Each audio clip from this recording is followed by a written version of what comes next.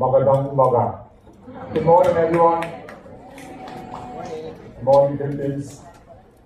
I would like to firstly thank Design Center of the Philippines for bringing me here. And it gives me a great pleasure and honor actually to face this such huge crowd in this August house. And also, it gives me an opportunity to share about Bhutan's gross national happiness as a development philosophy that we are pursuing since 1970s. So before that, I would like to just introduce where Bhutan is. And of course, I'm sure many of you may know, but also at the same time, probably many of you may not know. So Bhutan is a very small country and it's a landlocked country in the eastern Himalayas. So you can see on the map that China in the north and India in the south. We are between two giants. So this is something that Bhutan actually has existed over many years ago independently, and we were never colonized. So this is Bhutan's national flag, by the way. So we call Bhutan the land of 100 dragons. But I would like to also share my journey of my personal story a little bit before I delve into how gross national happiness has emerged as a development philosophy in Bhutan.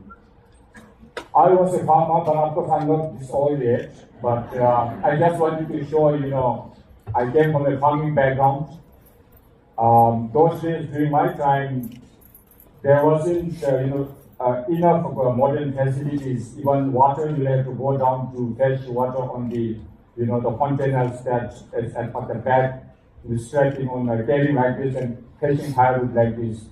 So the reason that today I see why my head has become bald is because I've been carrying water a lot of times during those days. So I think that's actually the impact that I have realized yet. And then I got into government, corporate sectors. I joined civil service and in the food processing industry. Then I worked in the telecom sector, then UN. Then after UN, I kind of resigned to take part in the politics.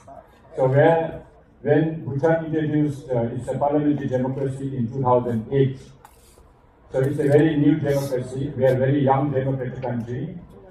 And then I served as a member of parliament there, and the scarf that you see blue is the member of parliament scarf. So we actually, our term of office is only 5 years, and after every 5 years we have that elections. So His Majesty grants us this scarf. And then, of course, I served in the parliament for 2 terms, like 10 years. And then after that, I joined the Gross National Happiness Center as the executive director, which is why I'm here today to talk a little bit on gross national well-being. But I think well-being and happiness probably is almost the same, but I think we can just try to think how happiness and well-being can play a greater role in individual life, community's life, and the world as a whole. Bhutan before, I think it dates back to something that, Bhutan's history before 400 plus years ago Bhutan was fragmented, scattered until this great saint, Kyabdumao Namgyel, who arrived in Bhutan from Tibet. So he's the one who actually unified the country, founded Bhutan about 400 plus years ago. So that is in the 16th century. So he arrived in Bhutan in 1616. And as he unified the country, he also issued a legal code in 1629 that if the government cannot create happiness for its people, then there is no purpose for the government to exist. This is a very powerful message. I think the legacy of happiness and the gross national happiness actually, comes through all these legacies.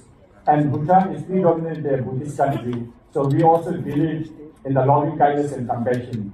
And that is where we promote happiness and well-being as one of the most important factors in people's lives. So in after the death of our priest, I mean sorry, whatever. I think then we had a lot of also our country was born back into internal strife and conflicts, and that was the time in 1907. Our Wazzup dynasty, the first king in 1907. You know, the people represented appointed him the first hereditary king of Bhutan. So from there on, from 1907 to 1998 was a period of unification, consolidation, and development of instruments of power for the country, for the better governance and administration of the people. So it was in 1970s. So this is the fourth king of Bhutan, the present king's father, who actually introduced gross national happiness is more important than gross domestic product. In 1970s, when he assumed the throne after the untimely death of his father died at the age of 53 or something, 55. So he assumed the throne at the age of 17 years in 1972. So modernization was taking place. Our country opened to the outside world in 1960s, but in 1970s it was accelerating, and in 1980s it was becoming more and more. You know, there were lots of intended and unintended impacts of development that was happening. So at that time he realized that Bhutan pursues its own terms, the holistic way or the holistic development in relation, in consonance with the Bhutan's traditional values and culture and environment. So that is the time that he pronounced that gross national happiness is more important than gross domestic product. On the conviction that economic growth alone, as represented by gross domestic product indicator, is an insufficient measure of progress for happiness and well-being of the people. So therefore, after this announcement, or after he introduced gross national happiness as a philosophy, but then how do we implement this philosophy? What's the question? This is very theoretical. How do we do that practically? So over the years, our government leaders discussed this in various contexts and also had lots of international interest in that. And this has posed other challenges for Bhutan to really work out and come out to implement its philosophy of gross national happiness is more than a gross domestic product. So our government leaders discussed in various forums, international forums, and then we came up with 4 pillars. So 4 pillars is sustainable and equitable social economic development, environment preservation and conservation, preservation and promotion of culture, and good governance. So we do not want to really pursue growth at the cost of economic and people's well-being, at the cost of social well-being. So we always felt that there must be sustainable development approach and a holistic way of approach. These 4 pillars reflects the holistic approach and harmonious and also harmonizes the economic growth with environmental sustainability, cultural preservation, and good governance. The good governance underpins the implementation of the 3 pillars aspects of their development activities, which encourages the people's participation in the decision-making process. This is very important. In the Bhutan's economic development, we always take the bottom-up decisions. The plans and projects come from the community development committees to the district committees to the national committee. But all have to go through certain level of assessments where all the plans and projects have to have the determinants of gross national happiness values. So in this way, so these 4 sustainable development pillars have now broken down into 9 domains: education, health, living standards, ecological diversity and resilience, psychological well-being and resilience, cultural diversity and resilience, good governance, and time use. So the 9 domains has got 33 indicators. Basically to study, each domain has to actually be qualified by what kind of well-being we are promoting in the society. So 9 domains, for instance, I think living standard, education, and health is a universal phenomenon that all the countries pursue this. But what is more unique to Bhutan is the psychological well-being, cultural diversity,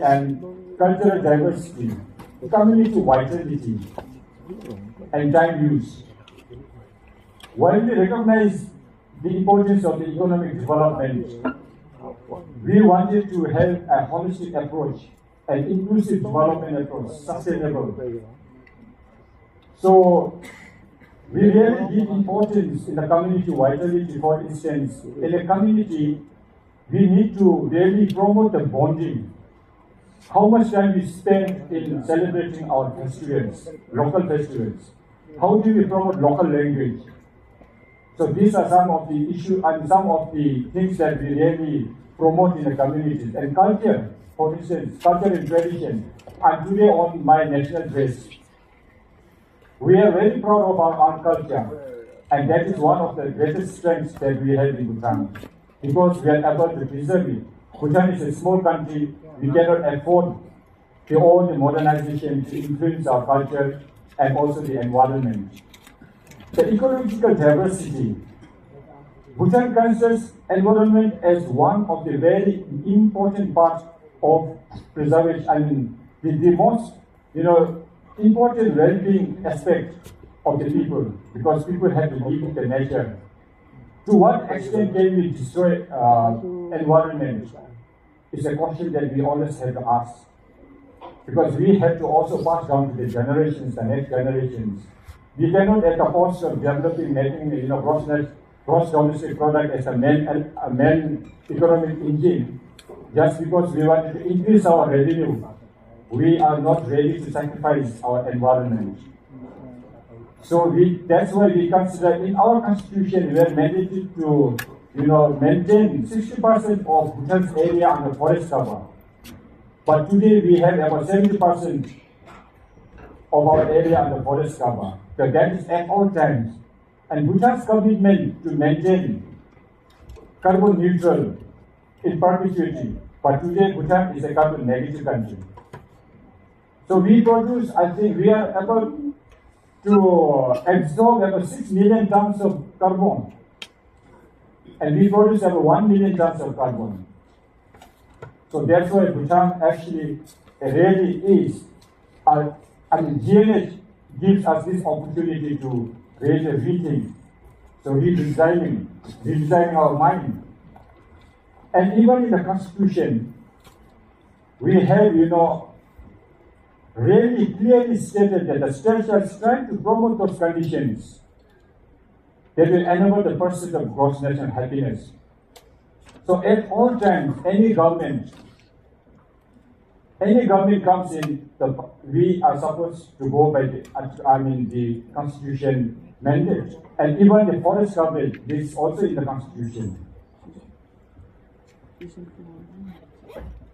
So I'll just a little bit share, how community vitality becomes a very strong element of people enhancing people's well-being and happiness. So we wanted to create, have the strength of the country. It is about how we have our quality of relationships among the communities. For instance, how do we promote our community family vitality? Do we have perceived safety? What kind of safety are we in? The reciprocity of giving and taking, and the trust that we have built within the community, and the social support, socialization. These are some of the important elements in enhancing the well-being and happiness of the people at large. So, and in fact, I just wanted to also share the importance of the time use. I think we are so much engaged in trying to prosper ourselves. Yes, we need prosperity. We need money. We need accumulation of wealth. But to what extent? Our life is impermanent. We are not here to live forever.